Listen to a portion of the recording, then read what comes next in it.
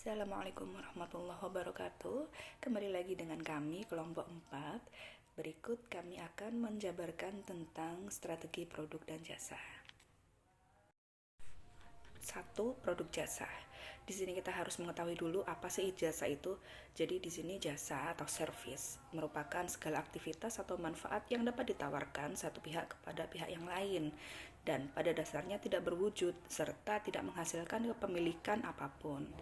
Penawaran perusahaan ke pasar seringkali mencakup baik itu merupakan barang berwujud ataupun jasa.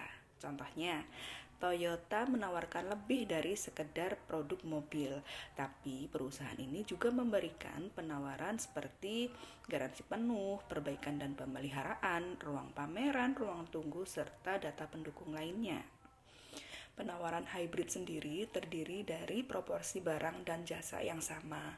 Jasa yang menyertakan barang minor terdiri atas jasa utama beserta barang pendukung. Perencanaan jasa perlu mempertimbangkan 3 tingkatan. Tingkatan yang paling dasar adalah jasa inti atau kita kenal sebagai core service. Perencana jasa juga harus menciptakan produk aktual di sekitar produk inti tersebut. Produk aktual mungkin mempunyai 5 kemasan. Akhirnya perencanaan produk harus mewujudkan produk tambahan di sekitar produk inti dan produk aktual dengan menawarkan jasa dan manfaat tambahan bagi konsumen. Klasifikasi produk jasa, di mana produk jasa sendiri dibagi menjadi 2 kelas berdasarkan jenis konsumen yang menggunakannya, di mana secara fisik terdapat 2, yaitu produk konsumen dan produk massal. Produk konsumen adalah jasa yang dibeli konsumen akhir untuk digunakan secara pribadi. Pemasar biasanya mengklasifikasikan jasa ini menurut cara membeli konsumen untuk menggunakan jasa. Sedangkan untuk produk massal, yaitu jasa yang dibeli kelompok konsumen akhir untuk digunakan secara bersama-sama. Berikut 8 aspek mendasar yang membedakan produk jasa dan barang, di mana produk jasa yang dikonsumsi tidak dapat dimiliki. Produk jasa merupakan suatu kinerja yang bersifatnya intangible. Dalam proses produksinya, konsumen memiliki peran yang lebih besar dalam pengolahan dibandingkan dengan produk barang fisik. Orang-orang yang terlibat dalam proses jasa itu sedikit banyak berperan dalam pembentukan atau mendesain jasa itu sendiri. Hingga faktor waktu dalam proses jasa dan konsumsi jasa relatif diperhatikan. Organisasi orang, tempat, serta ide, di mana pemasaran organisasi terdiri dari aktivitas yang dilakukan untuk menciptakan, memelihara, atau mengubah perilaku dan sikap konsumen. Pemasaran pribadi atau person marketing terdiri atas aktivitas yang diambil untuk menciptakan, memelihara, atau mengubah sikap perilaku terhadap orang-orang tertentu. Pemasaran lokasi bisnisnya pun mencakup seperti mengembangkan, menjual, atau menyewakan lokasi bisnis seperti pabrik, toko, gudang, dan sebagainya. 2. Kita mengenal adanya atribut produk jasa, di mana hal ini adalah unsur-unsur yang menjadi pengembangan atau pembeda pada suatu produk jasa, sehingga memberikan nilai tambah, manfaat, serta menjadi bahan pertimbangan dalam pengambilan keputusan pembelian. Cara lain untuk menambah nilai pelanggan adalah melalui rancangan atribut produk jasa yang berbeda dari yang lain. Hal ini perlu diperhatikan dalam pembuatan produk jasa, seperti pemberian merek atau branding dan ekuitas merek atau brand equity. Apa sih pemberian merek atau branding itu? Ini merupakan nama, istilah, tanda, simbol, atau rancangan suatu kombinasi dari semua yang dimaksudkan untuk mengidentifikasi produk jasa serta kelompok dan menjual serta membedakannya dari produk jasa pesaing. Nah, untuk brand equity merupakan nilai dari suatu merek. Menurut sejauh mana sih merek itu mempunyai loyalitas merek yang paling tinggi, kesadaran nama, kualitas yang diterima, asosiasi merek yang kuat, serta aset lain seperti paten, merek dagang, dan hubungan saluran.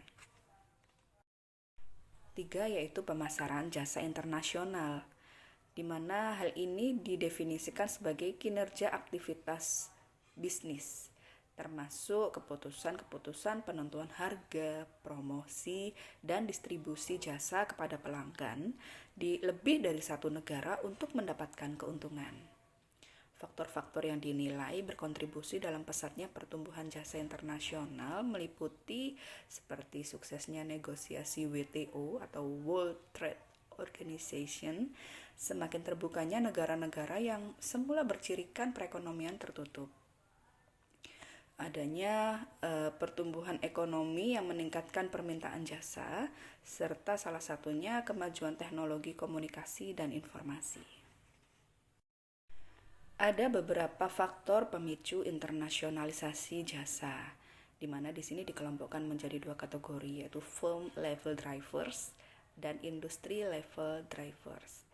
Di sini untuk firm level drivers, kategorinya meliputi sejumlah faktor berupa mencari pasar, mengikuti klien, tekanan pasar domestik, mengikuti pesaing, membangun keahlian, serta melakukan preemptive strikes dan pesanan yang tidak terduga. Sedangkan untuk industri level drivers, di sini ada kategori yang meliputi 5 faktor, yaitu faktor persaingan, pasar, teknologi, biaya, dan faktor pemerintah. Adapun kategori jasa menurut tipologi Lovelock and Yip, di mana people processing service, pelanggan menjadi bagian utama dari proses produksi jasa yang berlangsung secara simultan dengan konsumsi jasa bersangkutan, seperti hotel dan jasa transportasi. Dalam konteks pemasaran jasa internasional, terdapat 3 opsi yang mungkin dilakukan, berupa mengekspor konsep jasa, mengimpor pelanggan, di mana di sini seperti memindahkan pelanggan ke lokasi baru. Kita juga mengenal terkait tipologi jasa internasional, di mana jasa internasional sendiri didefinisikan sebagai perbuatan atau deeds, kinerja atau usaha yang dilakukan melewati batas-batas negara dalam kontrak kritikal dengan budaya asing. Berbeda dengan barang, jasa bisa berupa kinerja atau pengalaman yang berbasis peralatan maupun berbasis orang. Jasa internasional dikelompokkan menjadi 2 jenis, yaitu hard dan soft service. Di mana hard service, di sini juga ada tantangan pemasaran jasa internasional. Ada sejumlah masalah tambahan yang mempengaruhi strategi pemasaran jasa internasional. Salah satunya isu-isu penyampaian jasa, kebutuhan infrastruktur, kebutuhan akan kontrak langsung, dan proteksi yang lebih besar. Berikut ada beberapa strategi dasar untuk menghadapinya, seperti embodying, pemanfaatan teknologi, customizing, sistem manajemen superior, kualitas jasa superior, dan makro marketing. Di sini kita juga mengenal tentang mode of entry jasa internasional. Seperti yang diutarakan oleh Grunroos, beliau mengidentifikasikan 3 general entry modes bagi perusahaan jasa yang memasuki pasar luar negeri, yaitu client following mode, market seeing mode, dan electronic marketing mode. Di sini ada 5 strategi untuk menginternasionalisasikan sebuah jasa, seperti ekspor langsung, sistem ekspor, direct entry, indirect entry, serta electronic marketing. Pemasaran jasa internasional. Dalam tradisional marketplace, lalu lintas informasi, barang, dan jasa, serta pembayaran bersifat fisik atau location based. Sedang dalam dunia virtual seperti saat ini, aliran informasi produk, proses komunikasi antara produsen dan konsumen, distribusi barang dan jasa, serta transaksi berlangsung dalam dunia maya atau virtual. Setiap orang memiliki akses ke internet dan mengambil bagian dalam model bisnis yang mutakhir ini. Dan mengidentifikasi 8 faktor kunci sukses, meliputi konten, convenience, customer care, community, communication, connectivity, customization, dan concern for customer. Untuk selanjutnya, hierarki nilai pelanggan.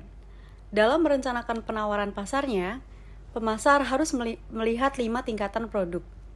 Setiap tingkatan menambah nilai pelanggan yang lebih besar, dan kelimanya merupakan bagian dari hierarki nilai pelanggan. Yang pertama, merencanakan dan menciptakan produk layanan. Mendesain produk jasa adalah tugas rumit yang membutuhkan pemahaman tentang bagaimana layanan inti dan tambahan harus dikombinasi, disusun, disampaikan, dan dijadwalkan untuk menciptakan posisi nilai yang memenuhi kebutuhan segmen target. Kemudian merancang konsep layanan. Proposisi nilai harus mencakup dan menyatukan 3 komponen. Yang pertama adalah produk inti jasa. Contohnya, jasa transportasi memberikan solusi kebutuhan seseorang atau benda untuk berpindah dari satu tempat ke tempat lainnya. Kemudian, layanan-layanan tambahan. Layanan ini memberikan tambahan pada produk inti yang mempermudah penggunanya dan memperkuat nilainya bagi keseluruhan pengalaman pelanggan. Dan yang terakhir, proses penghantaran. Berkaitan dengan proses yang digunakan untuk menghantarkan produk inti dari dan seluruh layanan tambahan. Selanjutnya, the flower of service. Produk jasa inti seringkali memiliki kesamaan pada elemen layanan tambahan. Terdapat 2 macam layanan tambahan. Layanan tambahan yang mempermudah dan layanan tambahan yang memperkuat. Analogi flower of service dapat membantu kita memahami kebutuhan terdapat kinerja yang konsisten pada seluruh elemen tambahan, sehingga kelemahan pada salah satu elemen tidak merusak kesan secara keseluruhan.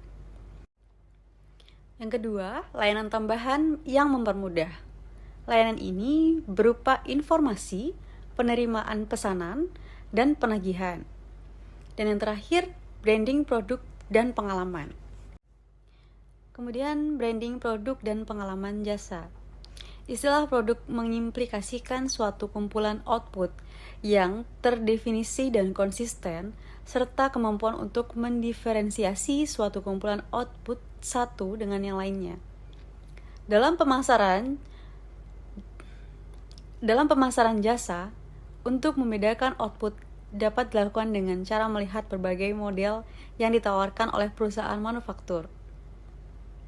Kemudian, strategi branding. Untuk jasa, sebagian besar organisasi jasa menawarkan suatu lini produk dan bukan hanya satu produk.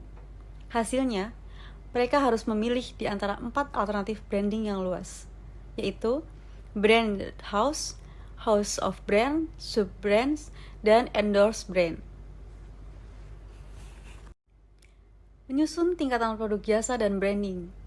Tingkatan jasa atau service level adalah penggunaan branding untuk mendiferensiasikan tingkatan layanan, kelas harga, dan tingkat kinerja layanan.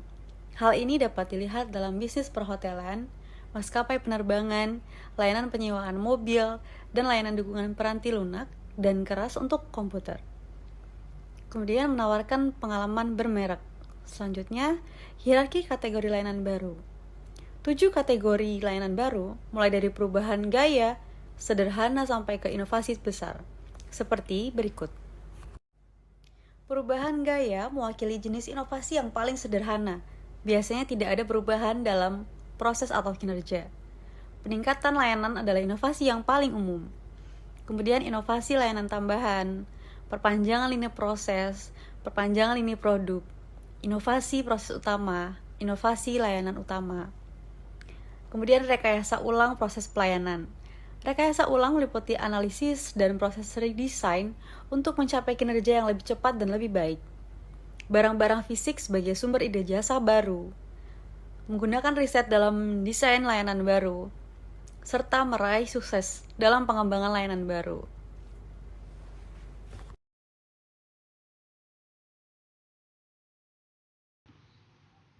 Terima kasih, demikian presentasi dari kelompok kami.